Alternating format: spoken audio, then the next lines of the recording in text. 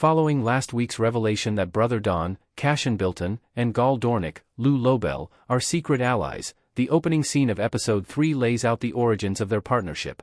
3 years prior, Don went to a library to look for a rare, banned book about psychohistory. The librarian was impressed by Don's curiosity and his in-depth knowledge of psychohistory, so she set up a meeting with a colleague who could answer his questions.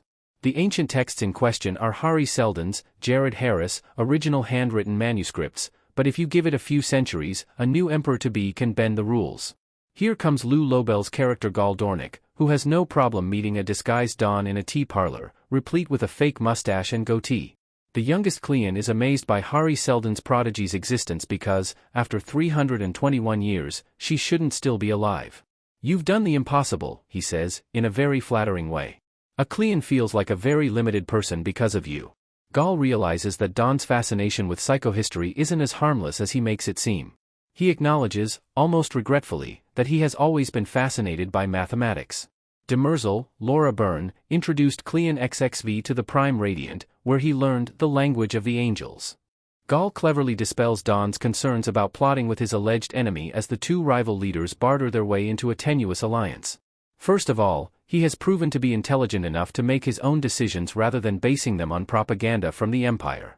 Additionally, this Cleon deviates from the norm by prioritizing helping humanity over protecting his genetic dynasty. Finally, if Day needs an escape hatch, Gaal offers to be it. Gaal is urging Don to call an emergency meeting of the Galactic Council. The Empire can restrict the Mule's, Pilu Espake, influence before he obtains the tactical advantage if they impose an enclosure order on Calgon. Given that Calgon is an independent area outside of both of their authorities, Don fears that overstepping his bounds would lead to conflict with the Foundation. However, Gaal is capable of managing her arena. Don must follow suit.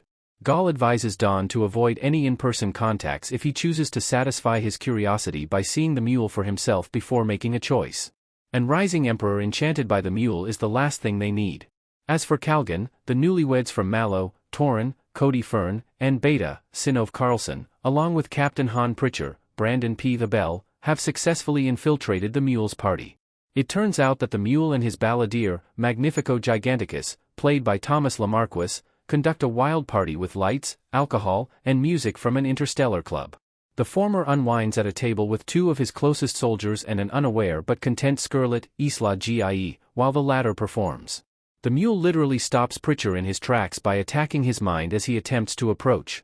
When Pritcher realizes his error and is unable to get his ship into orbit quickly enough, he gasps in agony and sees blood vessels explode in one eye. The Mallows, on the other hand, linger, still hankering after gossipy details about Calgon's new overlord. Beta charms Magnifico at the bar while Torin persuades the Mule to share a drink with him. The Mule decides that Torin's loud greeting was offensive and tells the young man to continue insulting him, saying that his culture enjoys playing a game of insults. It takes Torin a few attempts before he delivers the eviscerating tirade that makes the Mule laugh.